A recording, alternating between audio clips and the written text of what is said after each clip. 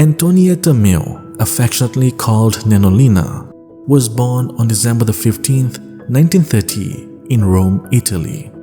During her childhood days, she stood out as a charismatic little girl who led her playmates in all their games, even when she became ill and was popular with them because of her kindness. At the age of 3, she attended nursery school with religious sisters, and at the age of 5, little Nenolina enrolled in Catholic Action, in the group for the littlest ones. One of her teachers had mentioned that she was a child like other children, but stood out because of her sense of humor and the joyousness of her personality.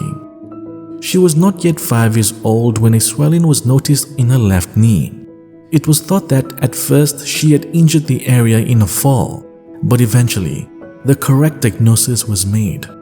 She was diagnosed with osteosarcoma, an aggressive form of bone cancer. When her leg had to be amputated, she bore the ordeal cheerfully. She was fitted an artificial leg that bothered her greatly.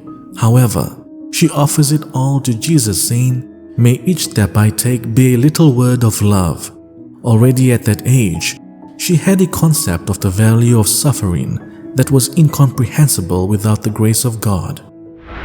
A religious sister who was a nurse at the clinic testified, "One morning, while I was helping the nurse who was in charge of ordering the room of the little girl, her father entered. After caressing her, he asked her, 'Do you feel any pain?' And Antonietta said, 'Daddy, the pain is like fabric. The stronger it is, the more value it has.' The religious sister added, 'If I had not heard this with my own ears, I would not have believed it.' Catholic theologians have called her a mystic because the 6-year-old wrote extraordinary letters to Jesus Christ in the last months of her life that displayed understanding and actions beyond the normal for a child. In one of her letters, she wrote, 'Dear baby Jesus, you are holy, you are good. Help me, grant me your graces, and give me back my leg. If you don't want to, then may your will be done.' She wrote to Jesus telling him that she considered the loss of her leg to be a sacrifice to him so that others would repent their sins. She also began to write poems addressing them to her parents, her sister, Jesus, and the Virgin Mary, which were later published in a book.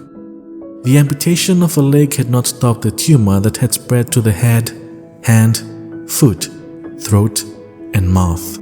Both the pain of the illness and the treatments that tried to heal her were very strong, and sadly, Nenolina passed away on July 3, 1937, at the age of 6.